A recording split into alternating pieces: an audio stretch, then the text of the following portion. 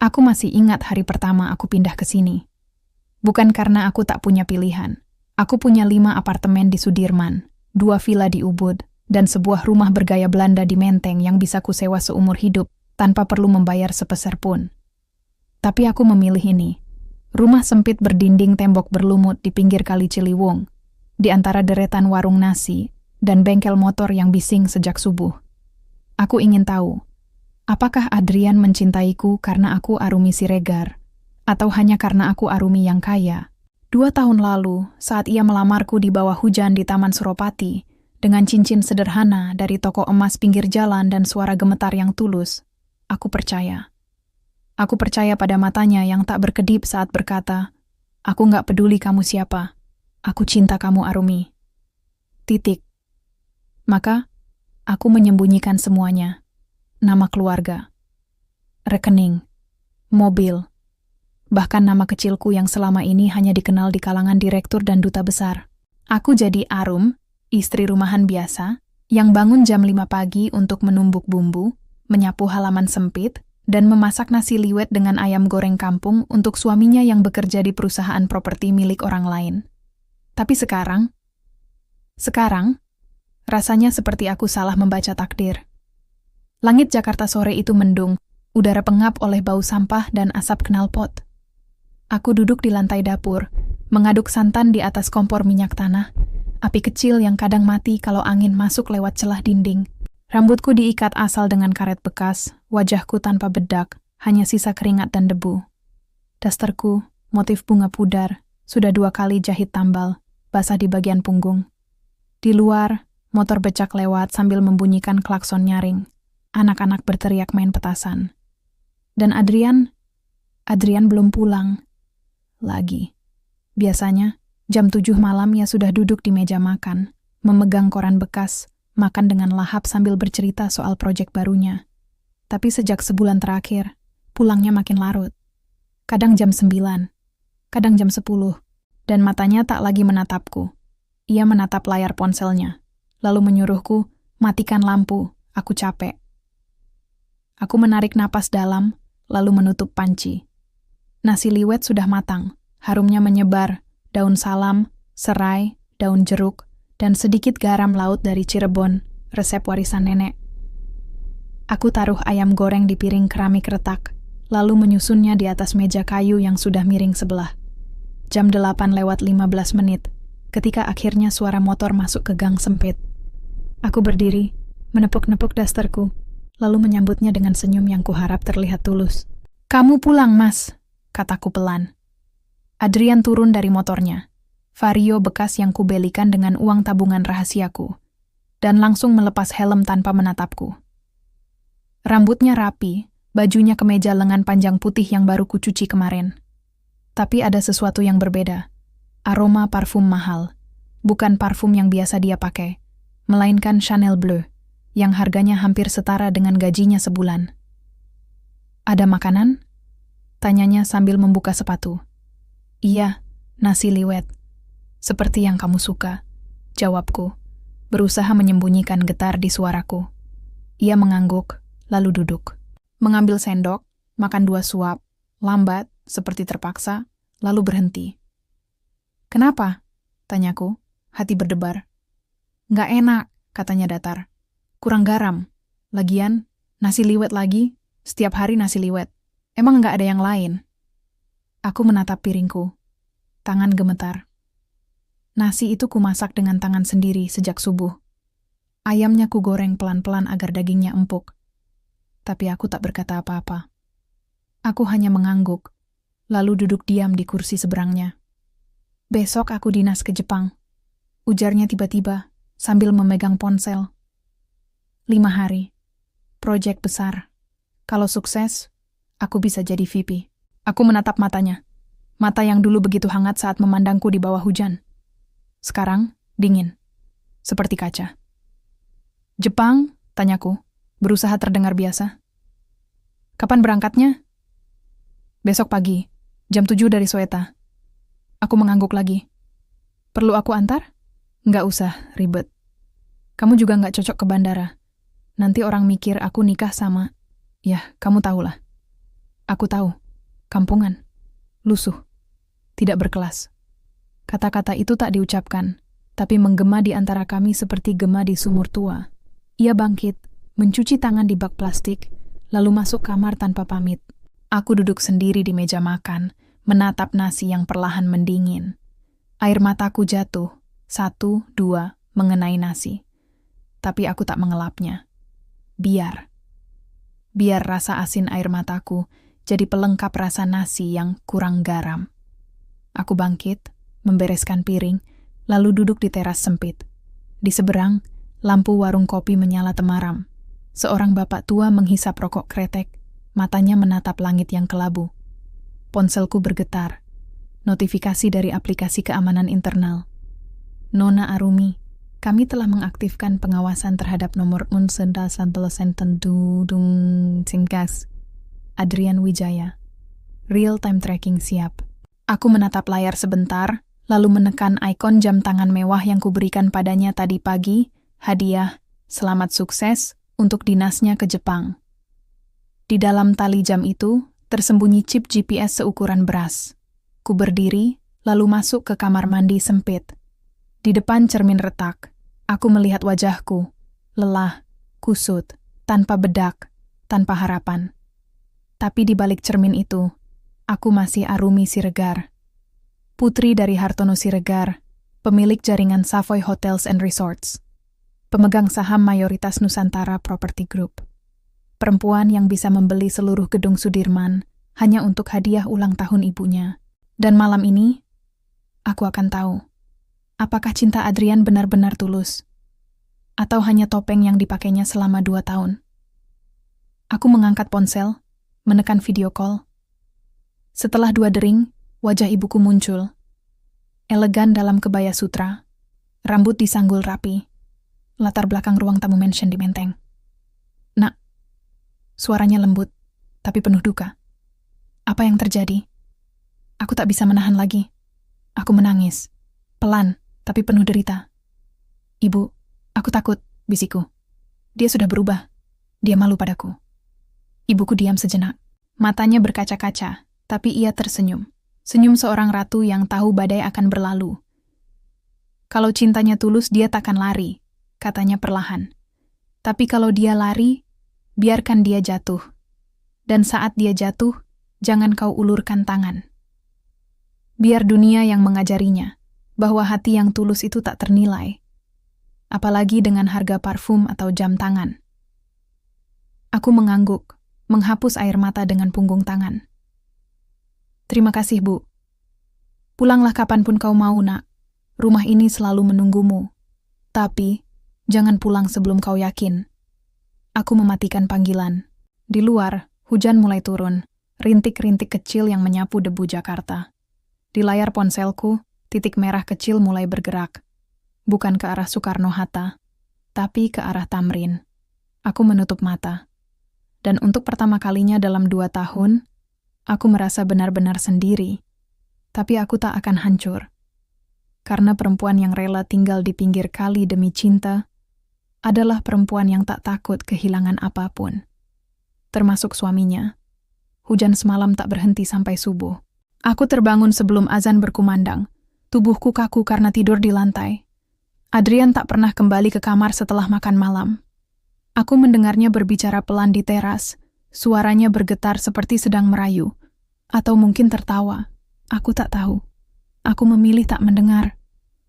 Lebih mudah pura-pura tidur daripada menghadapi kenyataan bahwa suamiku mungkin sedang berjanji pada perempuan lain. Di dapur, aku menyalakan kompor minyak tanah lagi. Api menyala merah, lalu kuning. Aku merebus air untuk kopi tubruk. Adrian suka kopinya pekat tanpa gula. Tapi hari ini, aku tak membuat 2 cangkir. Hanya 1. Untukku. Ponselku bergetar di atas meja kayu. Lokasi terakhir, Tamrin 9 Residence. Apartemen penthouse, lantai 48. Aktivitas, masuk jam 22.47. Belum keluar. Aku menatap angka-angka itu. Tamrin 9. Gedung paling eksklusif di Jakarta. Harga sewa per malamnya bisa membeli motor Adrian 2 kali lipat. Dan di sana, suamiku, yang mengaku akan terbang ke Jepang pagi ini, masih berada di dalam. Aku menekan layar, memperbesar peta. Di sebelah gedung itu, terpampang nama butik mewah, restoran bintang 5, dan showroom mobil sport Italia. Jantungku berdebar, tapi tanganku tak gemetar. Aku berjalan ke lemari pakaian, bukan lemari baju, tapi lemari kayu tua yang kubeli dari pasar loak. Di balik tumpukan selimut dan sarung bantal, terselip sebuah kotak kayu kecil berlapis beludru merah. Di dalamnya, jam tangan Patek Philippe Calatrava, emas putih, angka Romawi, tali kulit buaya asli, hadiah ulang tahun yang kurencanakan untuknya. Tapi kini, jam itu jadi perangkap. Dengan tangan yang tenang, kubuka tali jam. Di sisi dalam, terselip microchip GPS seukuran biji wijen, dipasang diam-diam oleh tim teknis keluargaku. Tak terdeteksi logam, tak berbunyi, tak terasa. Tapi mampu melacak setiap langkah, setiap detak waktu. Aku menatap wajahku di cermin kecil yang menempel di dinding. Mataku sembab, tapi tatapanku tajam. Kalau kamu memang pergi ke Jepang, maka jam ini akan menunjukkan rute ke bandara. Tapi kalau tidak, aku tak menyelesaikan kalimat itu. Jam 5 pagi. Adrian akhirnya keluar dari kamar. Rambutnya basah, baru mandi. Ia mengenakan kemeja putih bersih, celana chino rapi, dan sepatu kulit yang kubelikan bulan lalu. "Kamu sudah bangun?" tanyanya. Kaget melihatku duduk di meja makan. "Sudah," jawabku, suara datar. "Aku siapkan bekal." Aku mengulurkan kotak makan plastik, nasi putih, telur dadar, dan irisan timun. Sederhana. Tak seperti nasi liwet kemarin. Tak ada yang bisa ia hina. Ia menerimanya, lalu meletakkannya di atas motornya tanpa membuka. "Enggak usah repot-repot, Arum. Nanti aku beli di bandara aja," katanya sambil mengecek ponsel. Aku mengangguk. Lalu, perlahan, kubuka kotak jam tangan itu. "Ini, hadiah kecil," kataku. Suara sengaja kubuat rapuh, seperti istri yang takut kehilangan suaminya. "Aku nabung dari jualan kue lapis ke tetangga. Semoga kamu sukses di Jepang." Matanya berkilat, bukan karena haru, tapi karena terkejut melihat merek jam itu. Ia mengenali logo Patek Philippe. Siapapun yang pernah membaca majalah Forbes Indonesia, pasti tahu harganya bisa menyamai DP apartemen. "Kamu beli ini dari jualan kue?" tanyanya, nada meragukan. Aku menunduk, pura-pura malu. "Iya, aku pinjam modal dari Ibu Dewi juga. Tapi jangan bilang dia ya. Aku janji bayar pelan-pelan." Itu bohong. Tapi aku tahu Ibu Dewi tak akan pernah mengakui meminjamkan uang pada menantu kampungan. Dan Adrian tak akan berani menanyakan hal itu padanya. Ia tersenyum, senyum kemenangan.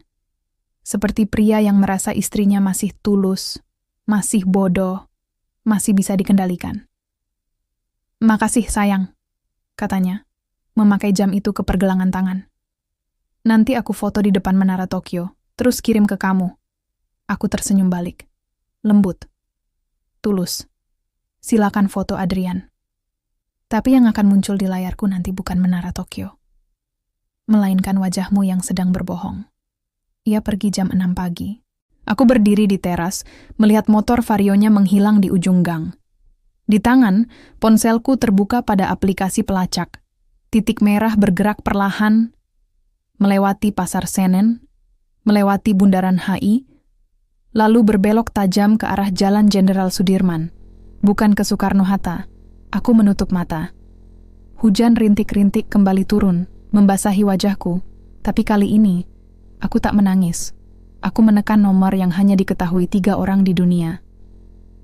"Pak Rudi," bisikku. "Aktifkan Operation Silent Storm. Kirim tim ke Tamrin 9, lantai 41. Ambil semua bukti visual, CCTV, audio, rekaman wajah. Dan pastikan kamera di Ballroom Savoy siap diprogram ulang. Kita akan adakan pesta yang tak akan pernah dilupakan." Di seberang, suara tenang menjawab, "Siap, Nona pemilik." Aku mematikan telepon. Lalu, untuk pertama kalinya dalam 2 tahun, Aku membuka lemari bawah tempat tidur. Bukan untuk mengambil selimut, tapi sebuah map hitam bertuliskan Confidential, Project Phoenix. Di dalamnya, dokumen pengangkatan Adrian sebagai project manager di perusahaan properti asing, yang sebenarnya didanai penuh oleh dana keluargaku.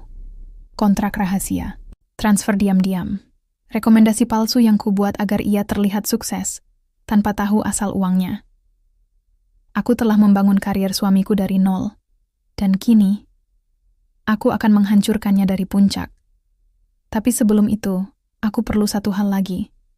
Kepastian. Aku duduk di lantai, membuka laptop lama yang kusam, mengakses akun rahasia, lalu mengirim permintaan video call ke satu-satunya orang yang selalu tahu siapa aku sebenarnya. Layar menyala. Wajah ibuku muncul. Masih dalam kebaya, tapi kini matanya tajam seperti elang. "Sudah ketahuan?" tanyanya. Aku mengangguk. Dia di Tamrin 9, dengan perempuan. Ibuku tak terkejut, hanya menghela napas panjang. "Berapa lama kau akan biarkan ini berlangsung?" "Aku ingin lihat sejauh mana dia berani," jawabku. "Aku ingin lihat apakah dia benar-benar siap menggantiku dengan selingkuhannya." Ibuku menatapku lama, lalu berkata pelan, suaranya seperti doa. "Hati-hati, nak. Jangan biarkan kebencian mengubur kebaikanmu. Kamu bukan ingin membalas. Kamu ingin membuka mata dunia tentang siapa dia sebenarnya." Aku menunduk. Air mataku jatuh, bukan karena sakit hati, tapi karena malu. Malu bahwa aku pernah begitu bodoh mencintai seseorang yang tak layak. "Ibu," bisiku, "kalau nanti aku harus jadi dingin, apakah aku masih layak disebut putrimu?" Ibuku tersenyum. "Kebenaran itu tak pernah dingin, nak. Ia hanya terlihat dingin oleh mereka yang takut terbakar olehnya." Aku mengangguk. Lalu, di tengah hujan Jakarta yang tak kunjung reda, aku membuka lemari pakaian lagi. Bukan yang berisi daster lusuh, tapi koper kecil yang kutaruh di balik tumpukan kasur. Di dalamnya, gaun merah darah dari Anna Avanti, sepatu lubutan, dan satu pasang anting berlian yang dulu dipakai nenekku saat menerima penghargaan dari presiden. Aku belum akan memakainya, belum waktunya. Tapi besok, dunia akan tahu siapa Arumi Siregar yang sebenarnya. Dan Adrian, ia akan tahu bahwa perempuan yang rela diam di pinggir kali adalah perempuan yang bisa menghancurkan kerajaanmu hanya dengan satu klik. Hari ketiga. GPS di pergelangan tangan Adrian masih diam di Tamrin 9 Residence, lantai 48. Tidak bergerak sejak kemarin, tidak ada jejak ke bandara, tidak ada penerbangan, tidak ada Jepang. Hanya kebohongan, tebal, berlapis, dan disiram parfum mahal. Aku duduk di lantai dapur, menatap ponselku seperti menatap jenazah. Setiap detik yang berlalu adalah bukti. Suamiku tidak hanya berbohong. Ia mempermainkanku. Ia mempermainkan cinta yang kuberikan dengan tulus, dengan daster lusuh dan nasi liwet yang kumasak sejak subuh. Tapi aku tak punya waktu untuk larut. Karena pagi ini, Ibu Dewi datang. Aku mendengar suara klakson mobil Avanza tua dari ujung gang, keras, kasar, seperti caranya berbicara. Aku langsung tahu, itu dia. Ibu mertuaku yang tak pernah menyapaku dengan selamat pagi, hanya apalagi yang salah hari ini. Aku bergegas ke kamar, mengganti baju, daster polos tanpa motif, rambut diikat cepol, wajah tanpa bedak. Aku harus tetap menjadi Arum yang kampungan.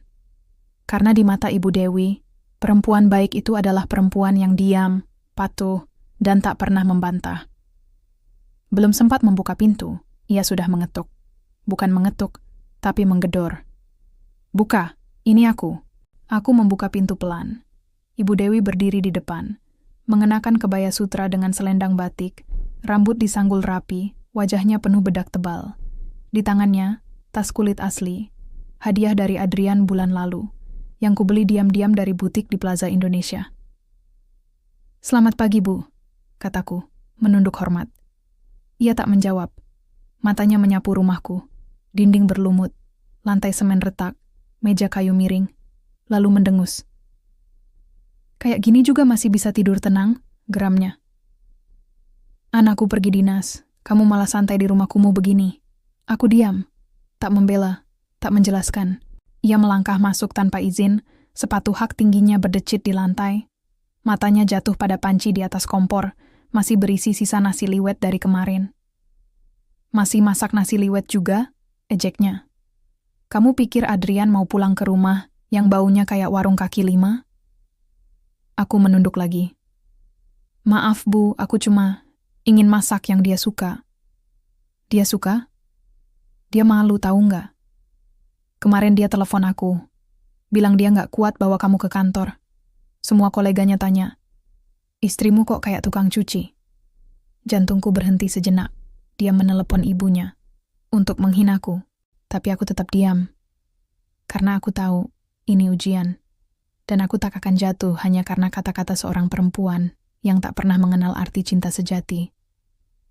Aku berjalan ke dapur, mengambil piring kecil berisi kue lapis legit. Kubuat semalam, resep turun-temurun dari nenek buyutku. Kue itu berlapis 20, setiap lapis dipanggang satu persatu selama 3 jam. Aku menghabiskan malamku hanya untuk ini, karena Ibu Dewi pernah bilang suka lapis legit. Ini Bu, aku buat khusus. Belum selesai bicara, tangannya menyambar piring itu, lalu melemparnya ke lantai. Kerak, kue berceceran di semen, remah-remahnya bercampur debu. Jangan kasih aku kue murahan kayak gini, bentaknya.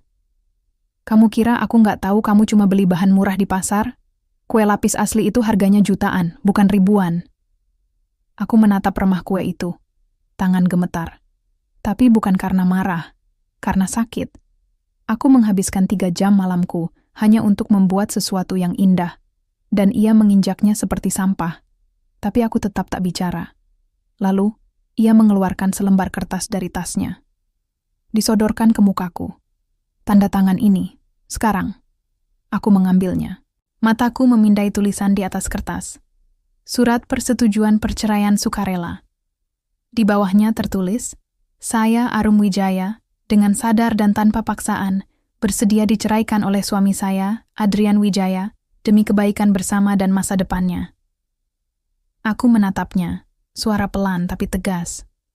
Kenapa, Bu? Karena kamu mandul. Serunya, suara nyaring hingga tetangga mungkin mendengar. 2 tahun nikah, nggak juga punya anak, dan kamu benalu. Kamu nggak bawa apa-apa ke keluarga kami. Adrian butuh istri yang bisa bawa nama, bawa uang, bawa anak. Bukan kamu yang cuma bisa bikin nasi liwet dan kue lapis murahan. Aku menatap matanya. Matanya penuh benci. Tapi di balik benci itu, ada ketakutan. Ketakutan bahwa anaknya tak akan naik kelas sosial selama masih terikat denganku. Adrian tahu soal ini? Tanyaku. Dia setuju. Bahkan dia yang suruh aku datang. Dia bilang, dia sudah menemukan perempuan yang lebih layak, lebih kaya, lebih cantik, lebih berkelas. Namanya Sheila, manajer keuangannya. Dia yang bantu Adrian dapat proyek Jepang itu. Aku hampir tertawa. Proyek Jepang yang ternyata hanya alasan untuk tidur di penthouse dengan selingkuhannya. Tapi aku tak tertawa. Aku hanya menatap surat itu, lalu mengembalikannya. Maaf Bu, aku nggak bisa tanda tangan. Ibu Dewi mengerutkan dahi. Kamu berani melawan? Bukan melawan, tapi aku masih istrinya, dan aku percaya pada pernikahan kami.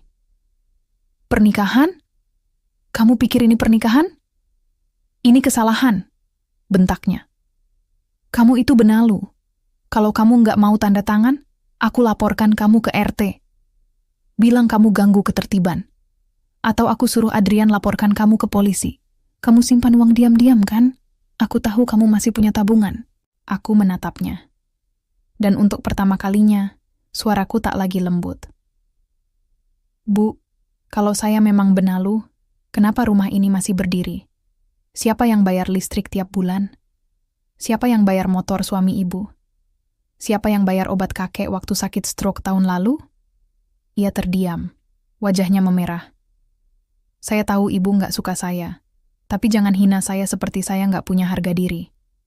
Ia menatapku, lalu tertawa sinis. Harga diri? Kamu? Harga diri itu pakai baju yang layak, bukan daster lusuh. Harga diri itu punya anak, bukan cuma bisa masak. Kamu pikir kamu siapa? Aku tak menjawab. Aku hanya berjalan ke meja, mengambil ponselku yang tergeletak. Kalau ibu mau tahu siapa saya, tunggu saja sampai pesta syukuran kenaikan jabatan Adrian. Ia tertawa. Pesta? Kamu nggak diundang. Adrian bilang kamu nggak cocok di acara resmi. Saya tahu, kataku pelan. Tapi saya akan datang. Dan di sana, ibu akan tahu siapa sebenarnya yang nggak cocok. Ia menatapku heran, seperti melihat hantu. Lalu, dengan marah, ia berbalik dan pergi, membanting pintu hingga guncangan terasa sampai dinding. Aku berdiri di tengah rumah kecilku, sendirian. Tapi tak lama, ponselku bergetar. Nona Arumi, kami dapat rekaman. Adrian dan Sheila di penthouse. Mereka memesan makan malam romantis. Dan Adrian baru saja mentransfer DP mobil Lamborghini ke rekening Sheila. Dana berasal dari rekening bersama Anda. Aku menutup mata. Jadi, bukan cuma selingkuh. Ia juga menguras uang yang kuisi diam-diam dari dividen keluargaku untuk membelikan mobil sport pada selingkuhannya. Aku berjalan ke lemari, mengambil map hitam Project Phoenix, lalu membuka dokumen terakhir. Surat pemecatan, Adrian Wijaya. Di bawahnya, tanda tangan HRD perusahaan properti yang sebenarnya adalah perusahaan boneka milik keluargaku. Aku menekan nomor Pak Rudi lagi. Besok pagi, kirim surat pemecatan ke kantornya. Pastikan semua koleganya tahu. Dan hubungi leasing Lamborghini, blokir pengiriman. Tarik mobil itu saat pesta dimulai. Siap, Nona. Aku mematikan telepon. Lalu, untuk pertama kalinya sejak menikah, aku menyalakan televisi kecil di sudut ruangan. Bukan untuk hiburan, tapi untuk menonton berita. Di layar muncul iklan. Grand Ballroom Savoy Indah, tempat pernikahan impian Jakarta. Aku tersenyum getir. Besok, ballroom itu bukan akan jadi tempat pernikahan, tapi panggung kehancuranmu, Adrian. Dan di tengah sunyi rumah pinggir kali, aku berbisik pada bayanganku sendiri. Kamu mau ganti aku? Baik, tapi jangan lupa, orang yang kau ganti itu adalah pemilik tanah tempat kamu berdiri. Pagi itu, langit Jakarta cerah. Terlalu cerah untuk hari yang akan mengubur karier seseorang. Aku duduk di lantai, punggung bersandar pada dinding berlumut. Laptop terbuka di pangkuan. Di layar, aplikasi perbankan menampilkan rekening bersama yang kubuat 2 tahun lalu, saat Adrian masih menatapku dengan mata penuh harap, berkata, "Kita mulai dari nol, sayang, bersama." Ironis. Karena nolnya adalah nol yang kuisi diam-diam setiap bulan. Aku mengklik riwayat transaksi terbaru. Mataku menatap angka yang membuat napasku berhenti sejenak. Transfer ke Sheila Maharani. Jumlah 470 Keterangan DP Lamborghini Huracan. Evo. Sumber rekening bersama Adrian Arum 475 juta rupiah. Uang yang kumasukkan dari dividen Savoy Hotels. Uang yang seharusnya untuk tabungan masa depan kami. Untuk rumah yang lebih layak.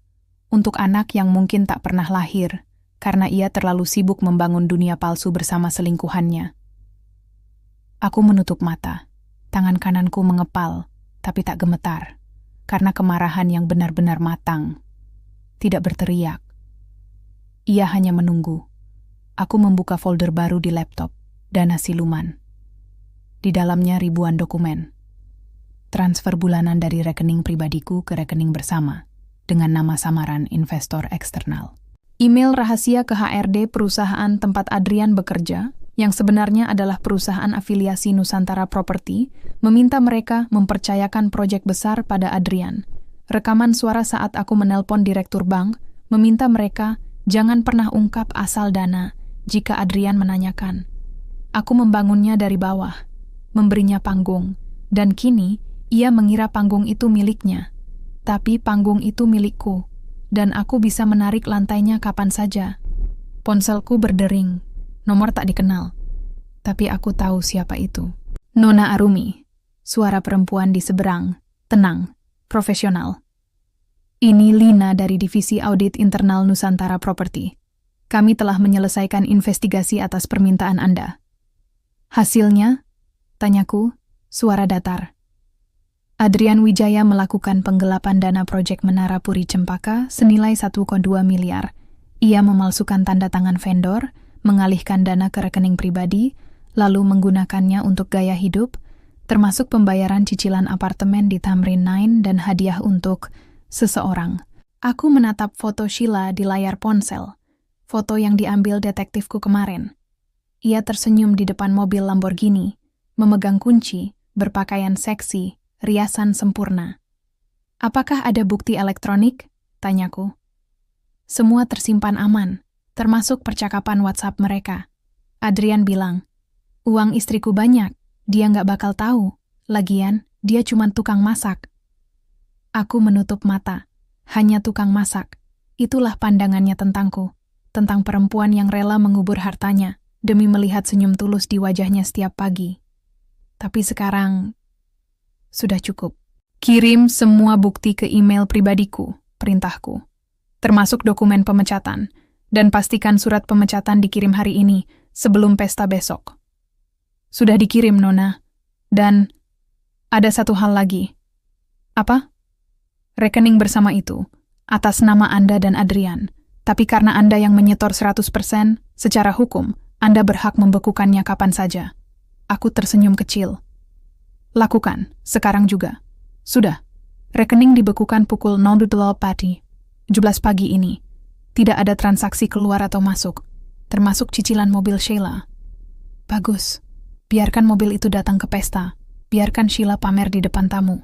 Lalu, biarkan leasing datang, menyita mobil itu tepat di depan matanya.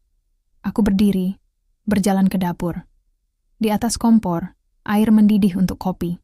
Aku menuangkannya ke cangkir retak yang kubeli 5.000 di pasar. Aku menyesap pelan. Di luar, anak-anak bermain gobak sodor, tertawa riang. Ibu-ibu tetangga mengobrol sambil menjemur pakaian. Suara ibu yang marahi anaknya karena main hujan. Ini dunia yang Adrian hina. Dunia yang kucintai, bukan karena kemewahannya, tapi karena kejujurannya. Aku kembali ke laptop, membuka email. Di kotak masuk, ada satu pesan dari manajer Grand Ballroom Savoy Indah, kepada Yit. Nona Arumi Siregar, semua permintaan Anda telah kami siapkan. Layar presentasi utama telah diprogram ulang. Sistem suara siap menayangkan rekaman audio saat Anda memberi isyarat. Ruang VIP khusus telah disiapkan untuk Anda. Seluruh staf telah diberi instruksi. Jika Nona pemilik datang, ballroom dikosongkan atas permintaan beliau. Kami siap menjalankan operasi Silent Storm kapanpun Anda perintahkan. Aku menutup email. Lalu, membuka laci meja. Di dalamnya tersimpan satu benda kecil. Kartu akses VIP Savoy Hotels. Emas. Bertuliskan namaku dalam huruf kaligrafi. Aku menyentuhnya perlahan. Besok aku tak akan datang sebagai Arum yang kampungan. Aku akan datang sebagai Arumi Siregar, putri pemilik kerajaan properti yang namanya diucapkan dengan bisikan hormat di kalangan elit Jakarta. Dan di hadapan ratusan tamu, Adrian akan tahu. Dia bukan pahlawan yang naik jabatan. Dia hanyalah pencuri yang berani mencuri dari ratunya sendiri. Tiba-tiba ponselku bergetar lagi. Lokasi GPS masih di Tamrin 9. Aktivitas. Sheila baru saja keluar, mengenakan gaun merah ketat. Tujuan, salon premium di Plaza Indonesia. Mereka bersiap untuk pesta. Mereka pikir ini hari kemenangan mereka. Tapi mereka lupa satu hal. Kemenangan yang dibangun di atas kebohongan akan runtuh di atas kebenaran. Aku menatap langit sore yang mulai jingga. Di kejauhan, suara azan maghrib berkumandang dari masjid kecil di ujung gang. Aku berdiri, lalu berjalan ke kamar. Di balik kasur, kubuka koper hitam. Di dalamnya, gaun merah An Avanti tergantung, kain sutra berkilau, potongan body hugging, belahan dada rendah yang elegan, bukan vulgar. Aku menyentuh kainnya. Dingin, halus, seperti darah yang belum kering. Besok gaun ini akan menjadi jubah hukuman. Dan aku akan menjadi hakim. Tapi malam ini, aku masih Arum. Istri sederhana yang memasak nasi liwet, menangis diam-diam, dan percaya pada cinta. Karena sebelum keadilan datang, ada kesabaran yang harus diuji sampai akar jiwa. Aku menutup koper. Lalu berbisik pada bayangan di cermin. Tidurlah nyenyak, Adrian. Karena besok, kamu akan terbangun di neraka yang kau ciptakan sendiri. Pagi itu, surat datang. Bukan lewat email, bukan lewat WhatsApp, tapi surat fisik.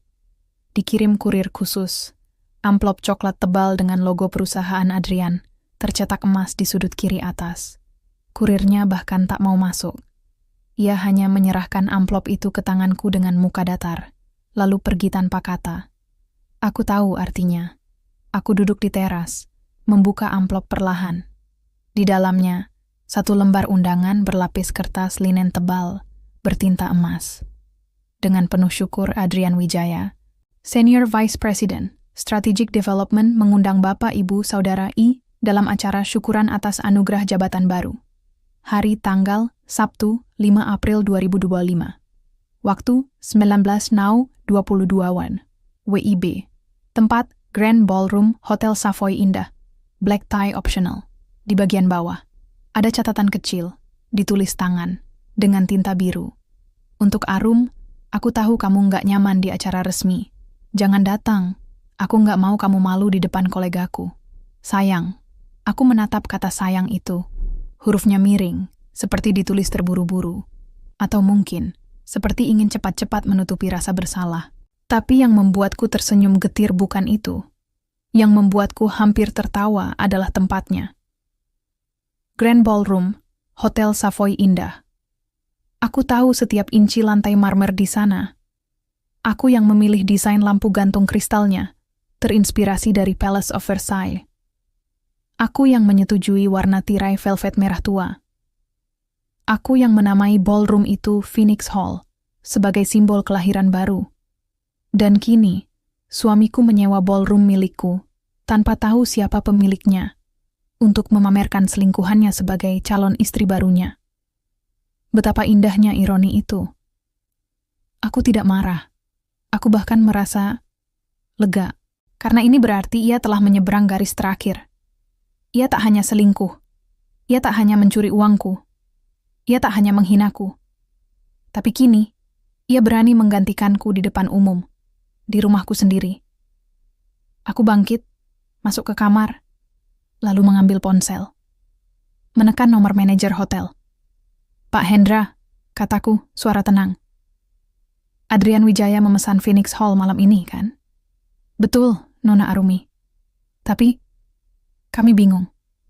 Dia bilang dia dapat diskon khusus karena kenal dekat dengan manajemen.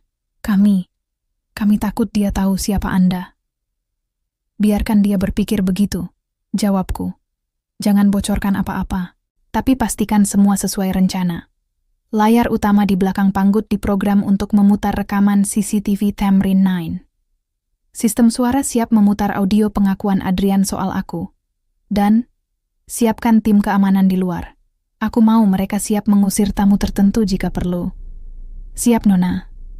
Satu lagi, tambahku. Undang Ibu Dewi. Pastikan dia duduk di meja depan, tepat di depan panggung. Sudah diatur. Tiket VIP atas nama Dewi Wijaya sudah dikirim.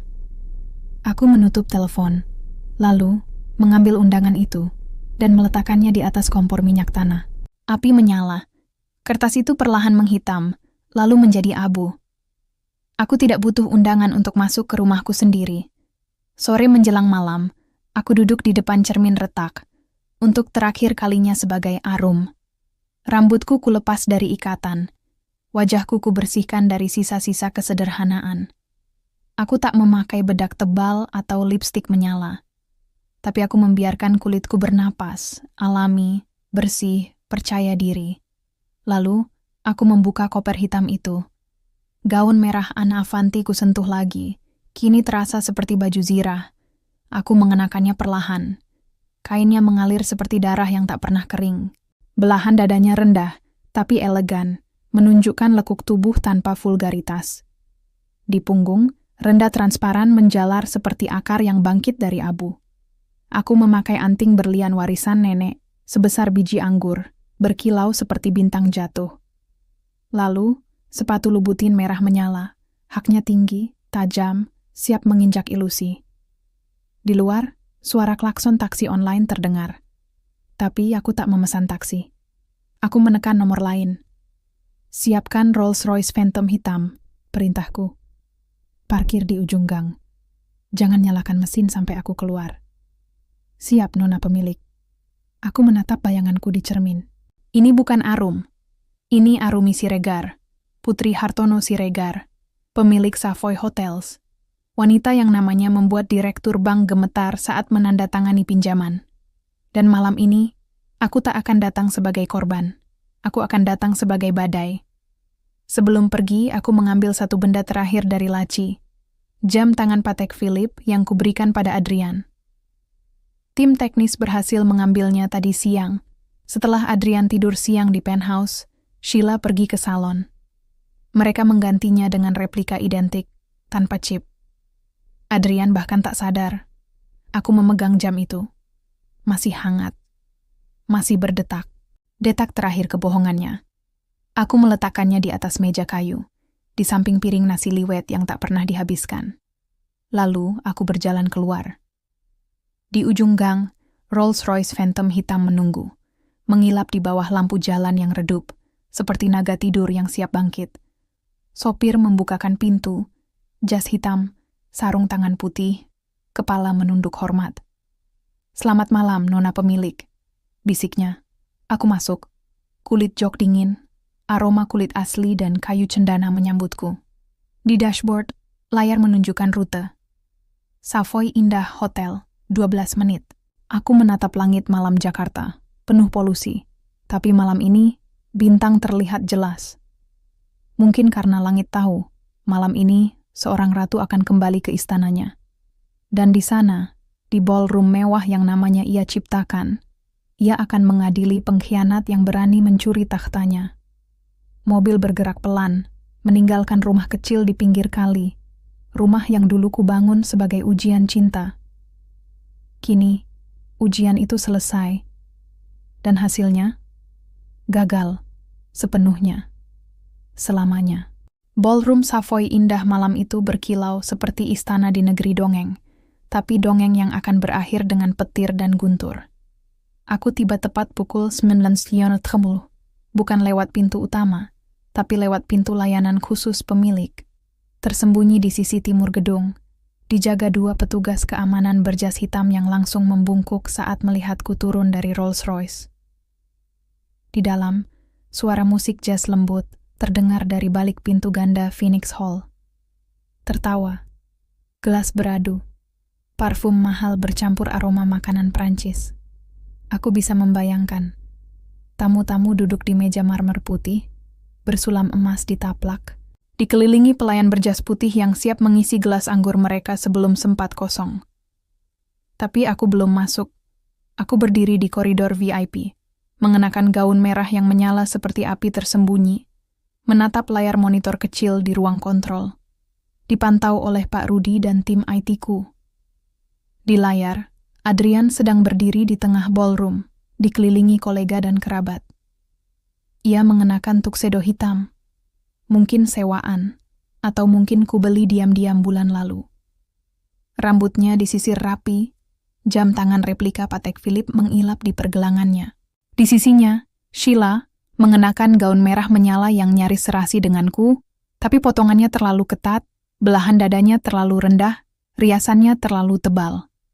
Ia tersenyum lebar, memegang lengan Adrian seperti sudah resmi jadi istrinya. Di meja depan, Ibu Dewi duduk bangga, memamerkan Sheila pada tetangga lama. "Ini calon menantu saya yang baru.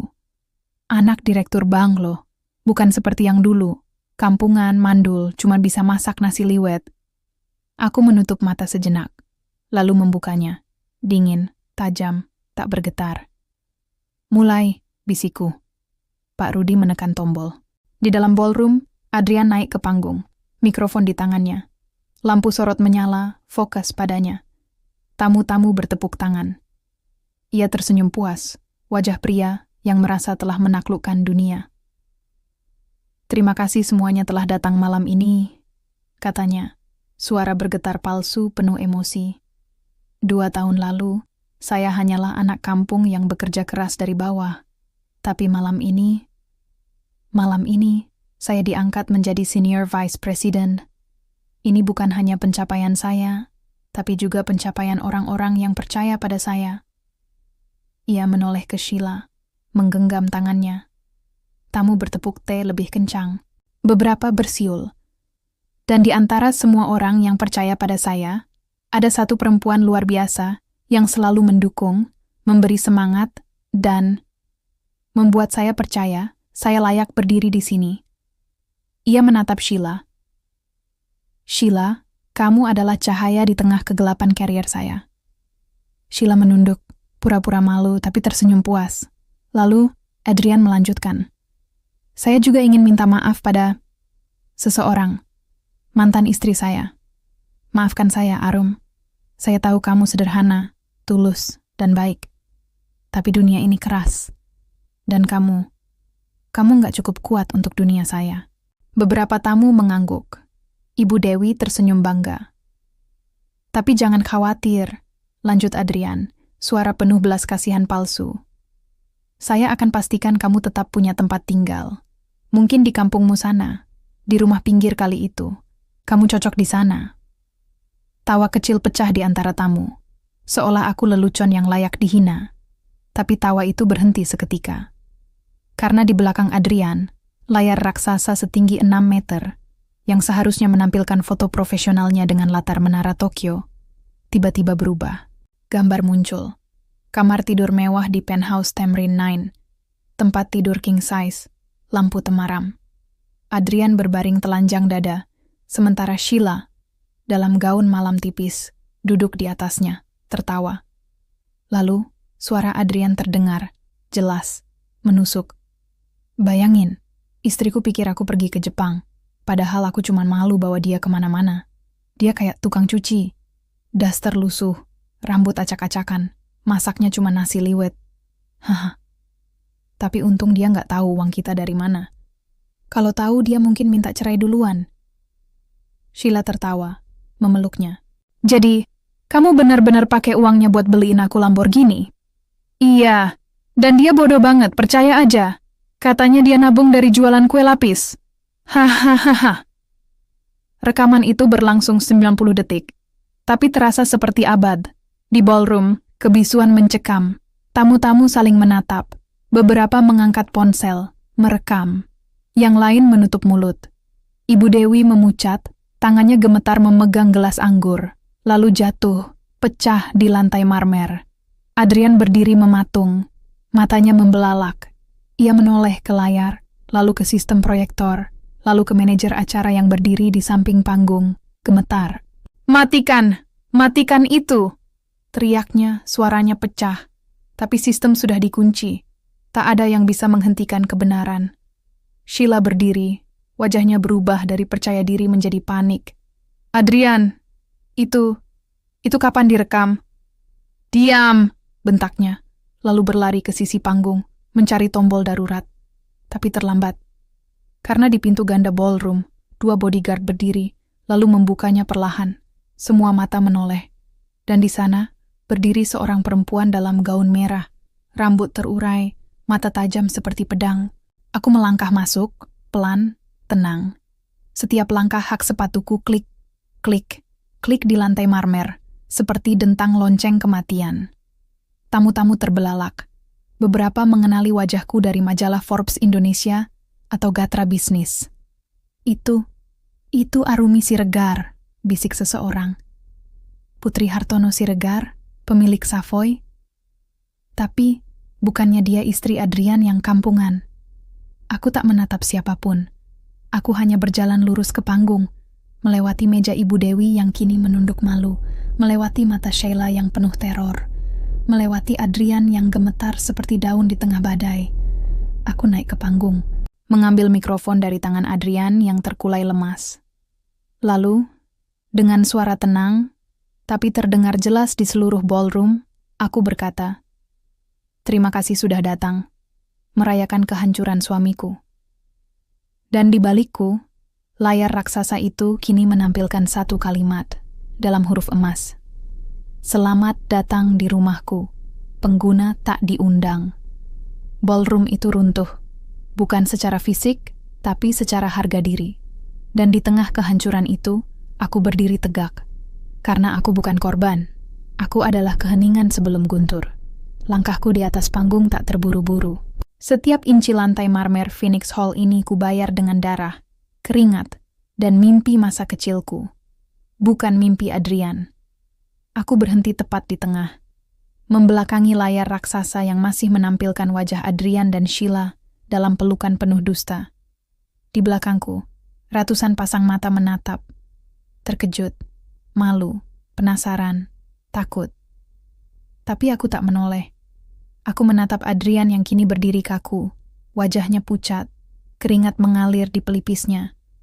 Matanya meminta belas kasihan, tapi aku tak punya belas kasihan untuk pengkhianat. Kamu pikir ini rumahmu? Bisikku, cukup keras agar hanya ia yang mendengar. Kamu pikir ini panggungmu, uangmu, kemenanganmu?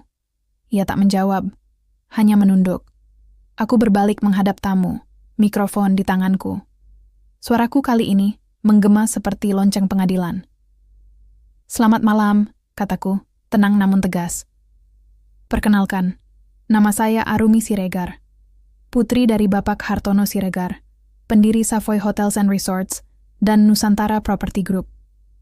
Beberapa tamu menarik napas tajam. Seorang direktur bank di meja ketiga langsung berdiri, hampir menjatuhkan gelasnya. Dan ballroom ini, lanjutku, tangan terbuka menggenggam udara, adalah bagian dari aset keluarga saya. Saya yang menamainya Phoenix Hall.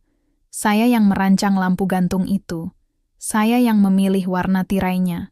Bahkan, saya yang menyetujui pemesanan malam ini, karena saya ingin melihat sampai sejauh mana seorang pria berani mencuri dari istrinya sendiri. Adrian mundur selangkah. Sheila bersembunyi di balik punggung tamu, wajahnya penuh panik. Tiba-tiba, pintu samping ballroom terbuka.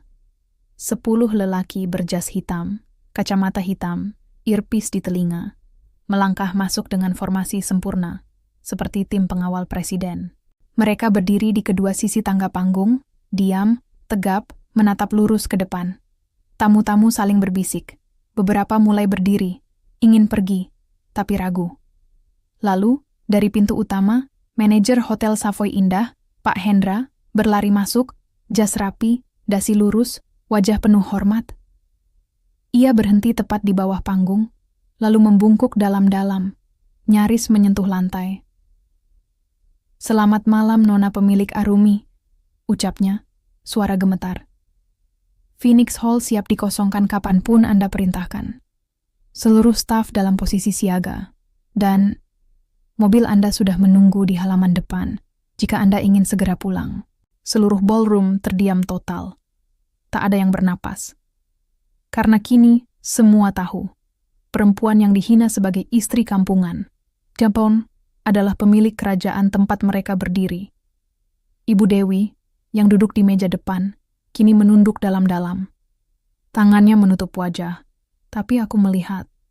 Matanya penuh air mata malu. Bukan sedih. Malu. Malu karena telah menghinaku. Malu karena telah memuja selingkuhan anaknya yang ternyata hanya perempuan bayaran. Sheila berdiri, mencoba menahan air mata, lalu berjalan cepat ke arah pintu keluar. Tapi 2 bodyguard menghalangi jalannya. "Maaf, Nona," kata salah satu dari mereka, suara datar. "Anda tidak diizinkan pergi sebelum acara selesai." Sheila menoleh ke Adrian, meminta tolong. Tapi Adrian hanya menatapku, matanya penuh keputusasaan. Aku turun dari panggung perlahan. Langkahku mantap.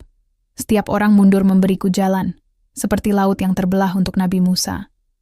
Aku berhenti di depan Adrian. Menatapnya sejajar. "Kamu bilang aku tukang cuci," kataku pelan. "Kamu bilang aku bodoh. Kamu bilang aku nggak cukup kuat untuk duniamu." Aku menarik napas. Tapi tahukah kamu, Adrian, duniamu itu kubangun dari uangku. Proyekmu, dananya dari perusahaanku. Jabatanmu, rekomendasiku, motormu, uangku, rumahmu, atas namaku. Bahkan, jam tangan itu, aku menunjuk pergelangannya. Masih milikku, karena chip GPS-nya masih melacakmu sampai detik ini. Ia terhuyung. Mulutnya terbuka, tapi tak ada suara. Aku berbalik, lalu kembali ke panggung, mengambil mikrofon lagi. Malam ini saya datang bukan untuk membalas dendam, kataku. Suara mulai bergetar, bukan karena lemah, tapi karena emosi yang akhirnya pecah. Saya datang untuk mengembalikan kebenaran. Karena cinta yang tulus tak pernah membutuhkan kepura-puraan. Tapi pengkhianatan selalu butuh panggung. Aku menatap seluruh ruangan. Dan panggung ini bukan miliknya. Lalu, aku memberi isyarat kecil dengan tangan. Di belakangku, layar raksasa berubah lagi. Bukan rekaman CCTV, tapi dokumen resmi. Scan surat pemecatan dari Nusantara Property Group. Dengan ini, Adrian Wijaya diberhentikan tanpa hormat. Karena terbukti melakukan penggelapan dana senilai 1,2 miliar. Tertulis tanggal, hari ini. Adrian jatuh berlutut. Dan di tengah keheningan yang mencekam, aku berkata, pelan, tapi menghancurkan. Selamat datang di akhir kariermu, Adrian. Dan selamat tinggal pada ilusimu. Di luar, suara mobil datang, tapi bukan mobil mewah. Melainkan mobil leasing, berhenti tepat di depan pintu utama. Sheila menjerit. Karena di dashboard mobil itu, tertulis jelas, Lamborghini Huracan, penarikan paksa. Ballroom itu, yang tadi penuh tawa dan pujian, kini menjadi makam bagi kebohongan. Dan di tengahnya, aku berdiri. Bukan sebagai korban, tapi sebagai keadilan yang akhirnya bicara. Udara di Phoenix Hall tiba-tiba terasa berat, seperti langit akan runtuh. Tamu-tamu saling berbisik, sebagian berdiri, sebagian merekam dengan ponsel, sebagian hanya menatap Adrian yang kini duduk di lantai, kepala tertunduk seperti narapidana yang baru dijatuhi hukuman mati. Tapi aku belum selesai. Aku turun dari panggung lagi. Kali ini tak sendiri. 2 bodyguard mengikuti di belakangku. Bukan untuk melindungi, tapi untuk memastikan tak ada yang mengganggu jalannya keadilan. Aku berjalan menuju meja utama, tempat Ibu Dewi duduk. Tubuhnya gemetar, tangannya memegang tas kulit erat-erat, seolah itu satu-satunya pelindung dari rasa malu yang menguburnya hidup-hidup. Aku berhenti di depannya. Tak marah, tak mengejek, hanya menatap. Bu, kataku, suara pelan, tapi jelas terdengar di seantero ballroom. Ibu pernah bilang saya benalu. Tapi tahukah Ibu? Benalu tak pernah menghancurkan pohon tempat ia menempel. Justru ia memberi warna, tempat burung bersarang, dan kadang, obat. Ibu Dewi menatapku, matanya berkaca-kaca. Saya tak pernah ingin menghancurkan Adrian, lanjutku.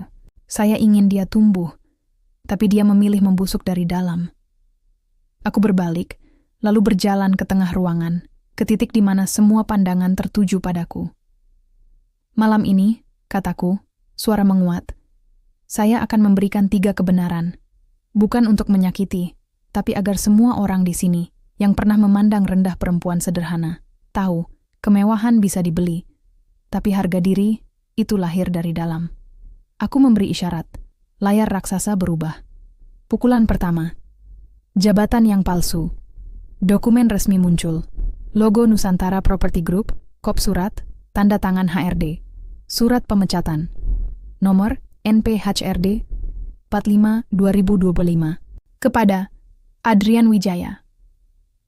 Dengan ini diberitahukan bahwa saudara diberhentikan tanpa hormat terhitung hari ini, 5 April 2025, karena terbukti memalsukan tanda tangan vendor, mengalihkan dana proyek Menara Puri Cempaka senilai 1,2 miliar, menyalahgunakan akses keuangan perusahaan untuk kepentingan pribadi. Di bawahnya, foto bukti.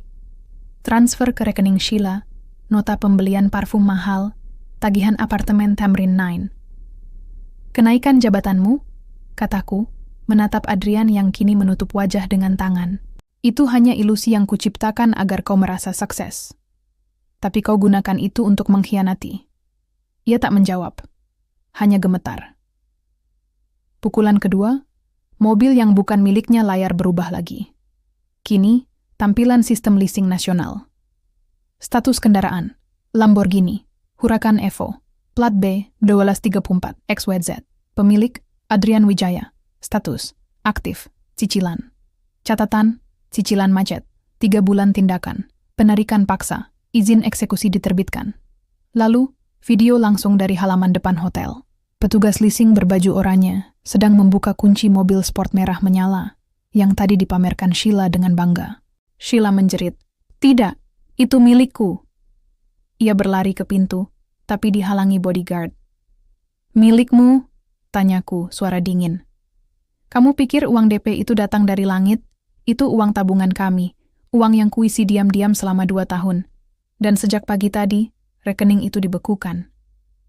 Sheila menatapku, matanya penuh amarah dan ketakutan. Kamu yang lakukan ini?" "Aku hanya mengembalikan apa yang bukan milikmu," jawabku. "Mobil itu bukan hadiah cinta, itu bukti pencurian." Sheila menangis histeris. Ia melepas anting berlian yang diberikan Adrian, lalu melemparnya ke lantai. "Dasar penipu! Kamu bilang kamu kaya. Ternyata kamu cuma pengemis yang meminjam uang istrimu." Adrian tak menjawab. Ia hanya menunduk. Kini bahkan tak berani menatap selingkuhannya. Pukulan ketiga. Rumah yang akan diambil layar berubah untuk terakhir kalinya. Surat pemberitahuan penghentian hak pakai aset, rumah tinggal di JL. Kalianyar nomor 17, Jakarta Timur atas. Nama, Adrian Wijaya. Catatan, aset ini merupakan bagian dari portofolio pribadi Arumi Siregar. Hak pakai dicabut terhitung 24 jam sejak surat ini dikeluarkan. Penghuni wajib mengosongkan tempat. Rumah pinggir kali itu. Kataku, suara kini lembut, tapi menusuk. "Bukan milikmu, Adrian. Itu aset pribadiku. Aku pinjamkan padamu, karena aku percaya kamu pantas tinggal di sana. Tapi kamu ternyata tak pantas tinggal dimanapun." Ia akhirnya menatapku. Matanya penuh air mata, bukan karena menyesal, tapi karena kehilangan. Arumi, maafkan aku," bisiknya. Aku nggak tahu kamu. "Aku tahu kamu nggak tahu," potongku. "Dan itulah masalahnya. Kamu tak pernah mau tahu siapa aku sebenarnya. Kamu hanya melihat apa yang bisa kau ambil dariku." Aku berbalik, lalu berjalan perlahan ke arah pintu utama. Tapi sebelum pergi, aku berhenti. "Satu hal lagi," kataku, tanpa menoleh. "Kamu bilang aku mandul. Tapi tahukah kamu, aku sengaja belum punya anak. Karena aku tak mau anakku lahir dari pria yang bisa menghina istrinya sendiri." Ibu Dewi menangis terseduh-seduh. Adrian jatuh ke lantai, menangis seperti anak kecil yang kehilangan mainannya. Tamu-tamu mulai berdiri, satu persatu, meninggalkan ballroom, malu, takut, atau mungkin tersadar. Aku melangkah keluar. Di luar, hujan mulai turun, rintik-rintik kecil yang menyapu debu Jakarta. Di depan pintu, Rolls-Royce Phantom hitam menunggu, mesin menyala pelan. Tapi sebelum masuk, aku menoleh sekali lagi ke dalam ballroom, melalui kaca pintu ganda. Di sana, Adrian dan Sheila saling menyalahkan. Ibu Dewi duduk sendirian, kepala tertunduk. Dan di lantai, anting berlian Sheila tergeletak, berkilau, tapi tak lagi berharga. Aku tersenyum getir. Kekayaan bisa membuatmu diundang ke pesta. Tapi karakter yang menentukan apakah kau layak tinggal di sana. Aku masuk ke mobil. Pintu tertutup. Dan saat Rolls-Royce itu melaju pelan meninggalkan Savoy indah, di belakangku, sebuah kerajaan ilusi runtuh. Dalam diam, dalam hujan, dalam aib yang tak bisa disembunyikan lagi.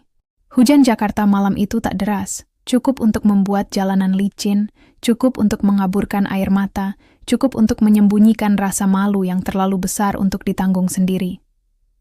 Di dalam Rolls-Royce Phantom hitam, aku tak menoleh ke belakang. Aku tahu apa yang terjadi di ballroom. Kekacauan, saling tuduh, tamu yang kabur, dan 3 orang yang kini kehilangan segalanya. Bukan karena aku menghancurkan mereka, tapi karena mereka sendiri membangun hidup di atas pasir. Tapi aku tak peduli. Aku menatap jendela samping. Lampu kota berkilat di kaca yang basah. Di cermin spion, Bayanganku samar, gaun merah, riasan sempurna, anting berlian. Tapi matanya lelah. Bukan lelah fisik, tapi lelah jiwa yang terlalu lama berpura-pura. Ponselku bergetar. Pesan dari Pak Rudi. Nona, Adrian dan Ibu Dewi diusir dari hotel. Sheila kabur naik taksi. Mobil Lamborghini sudah ditarik.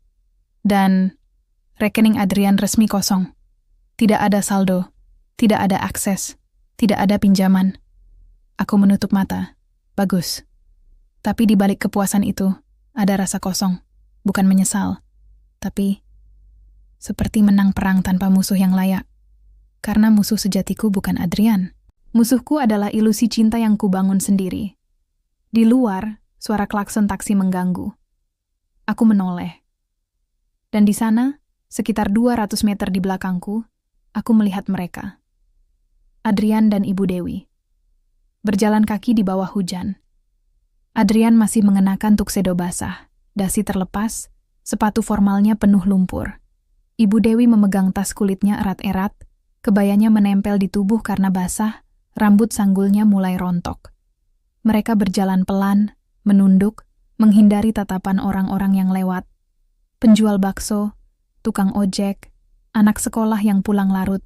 Mereka melewati warung nasi yang dulu sering dihina Adrian sebagai tempat makan kampungan. Mereka melewati gerobak bakso yang dulu ia bilang bau dan tidak higienis. Mereka bahkan melewati rumah kecil di pinggir kali, rumah yang dulu kutinggali, yang kini kosong, dengan lampu teras masih menyala. Dan disitulah ironi paling pahit. Mereka kini berjalan di dunia yang dulu mereka hina, dunia yang kucintai, dunia yang kuberikan pada mereka dengan tulus, dunia yang kini menolak mereka kembali. Aku menyuruh sopir berhenti. Mobil berhenti di pinggir jalan, di depan apotek 24 jam. Aku menatap mereka dari balik kaca. Adrian mencoba memesan taksi online dengan ponselnya, tapi layar menunjukkan metode pembayaran tidak valid. Ia menekan-nekan layar, frustasi, lalu melempar ponsel ke selokan. Ibu Dewi menangis. Mereka saling berteriak, mungkin saling menyalahkan. Tapi suara mereka tenggelam oleh deru motor dan hujan. Aku membuka jendela sedikit. Masukkan mereka ke taksi, bisikku ke sopir. Bayar ongkosnya, antar ke stasiun terdekat. Sopir mengangguk. Tapi sebelum ia keluar, aku menahannya. Tidak, kataku pelan. Biarkan mereka jalan. Sopir menatapku heran. Mereka perlu merasakannya, lanjutku. Mereka perlu tahu seperti apa rasanya dihina, diabaikan, tak dianggap, seperti yang mereka lakukan padaku selama ini. Aku menutup jendela. Mobil kembali melaju. Tapi di kaca spion, aku masih melihat mereka. Dua sosok kecil di bawah hujan, berjalan tanpa tujuan, tanpa uang, tanpa martabat. Dan untuk pertama kalinya sejak malam ini, aku berbicara, pelan, pada diriku sendiri. Kamu mau ganti aku dengan perempuan yang berkelas? Baik. Tapi kelas sejati bukan diukur dari gaun yang kau pakai, tapi dari cara kau memperlakukan orang yang tak bisa membalasmu. Di rumahku yang sebenarnya, mansion di Menteng, ibu menunggu di teras, ditemani secangkir teh jahe. Ia tak bertanya apa yang terjadi. Ia hanya memelukku erat saat aku turun dari mobil. Sudah selesai? Bisiknya. Aku mengangguk. Sudah. Apakah hatimu lega? Aku menatap langit malam. Hujan mulai reda. Bintang mulai muncul. Tidak, Bu. Jawabku jujur. Tapi, aku bebas. Ibuku tersenyum. Itu yang terpenting. Aku masuk ke rumah. Di ruang tamu, lukisan keluarga menggantung. Ayah, ibu, dan aku, saat masih kecil, tersenyum di depan villa di Ubud. Aku berdiri di depannya lama. Lalu aku mengambil ponsel, membuka email. Satu pesan menunggu. Nona Arumi, semua aset atas nama Adrian Wijaya telah dikunci. Rumah di Jakarta Timur akan dikosongkan besok pagi. Dan Sheila Maharani telah menghapus semua akun media sosialnya. Aku menutup email. Malam itu, aku tidur di kamar yang dulu kutinggalkan selama 2 tahun. Kasur empuk, selimut sutra, lampu tidur berbentuk bulan sabit. Tapi tidurku tak nyenyak. Karena di mimpi, aku masih mendengar suara Adrian berkata, "Istriku cuma bisa masak nasi liwet." Dan kali ini, aku tak menangis. Aku hanya tersenyum, karena besok pagi, nasi liwet itu akan kumasak lagi. Bukan untuk suami yang mengkhianati, tapi untuk ibu-ibu di kampung yang layak mendapat cinta tanpa syarat. Sementara itu, di suatu gang sempit di pinggiran Jakarta, Adrian dan Ibu Dewi akhirnya tiba di stasiun. Basah kuyup, lapar, tanpa uang untuk beli tiket. Seorang penjual kopi tua menawarkan secangkir kopi tubruk gratis. Adrian menolak. "Nanti aku bayar," katanya, sombong meski jatuh miskin. Tapi penjual itu hanya tertawa kecil. "Saya kenal kamu. Kamu suami Arum, kan? Yang tinggal di rumah pinggir kali. Dia sering beli kopi di sini. Baik banget. Nggak pernah sombong." Adrian terdiam. Dan di tengah malam yang dingin itu, ia akhirnya tahu. Perempuan yang dianggapnya kampungan adalah perempuan yang dicintai oleh dunia yang ia benci. Tapi terlambat. Sangat terlambat. Karena jalan pulang yang tak bermartabat adalah harga yang harus dibayar oleh mereka yang lupa daratan. 6 bulan berlalu. Jakarta tak berubah. Masih panas, macet, penuh debu dan mimpi yang tak kesampaian. Tapi di sudut kota yang dulu kusebut rumah, sesuatu yang baru sedang tumbuh, bukan dari beton atau emas, tapi dari tangan-tangan perempuan yang dulu dihina, direndahkan, dan dianggap tak berarti. Aku kembali ke rumah kecil di pinggir Kali Ciliwung. Bukan sebagai Arum yang menyamar, tapi sebagai Arumi Siregar yang memilih hadir. Pagar bambu yang dulu reot kini diganti dengan kayu jati, diukir tulisan kecil, "Nasi lengko untuk ibu mandiri." Di halaman, 5 ibu rumah tangga sedang belajar membungkus nasi bungkus dengan daun pisang. Tangan mereka kasar, tapi matanya berbinar. Di dapur, kompor gas menggantikan kompor minyak tanah. Di sudut, lemari es kecil berisi bahan segar, tempe, tahu, telur, sambal terasi buatan sendiri. Ini bukan lagi rumahku. Ini rumah kami. Program yang kumulai diam-diam setelah malam penghancuran di Savoy kini berkembang. Pelatihan kuliner tradisional, pendampingan usaha mikro, bahkan pelajaran literasi keuangan. Semua gratis. Semua atas nama penebusan, bukan atas dosa Adrian, tapi atas rasa bersalahku sendiri, bahwa aku pernah meragukan cinta hanya karena ingin diuji. "Mbak Arumi," panggil Bu Siti, ibu 3 anak yang suaminya kabur setelah kena PHK. "Nasi lengko hari ini laris, sudah 50 bungkus laku sejak subuh." Aku tersenyum, mengenakan kebaya putih sederhana, rambut disanggul ala Jawa, tanpa perhiasan mahal. "Alhamdulillah, Bu. Nanti bagi hasilnya 70% buat ibu-ibu, 30% buat modal usaha bareng." Mereka tertawa, tawa yang tulus, lega, penuh harapan. Di sudut halaman, anak-anak mereka bermain congklak, sementara ibu-ibu lain mengemas pesanan online. Ini bukan bisnis besar, tapi ini hidup. Hidup yang dibangun dari nol, tanpa kebohongan, tanpa kepura-puraan. Aku duduk di teras, menyesap teh tubruk. Panas, pahit, jujur. Ponselku bergetar.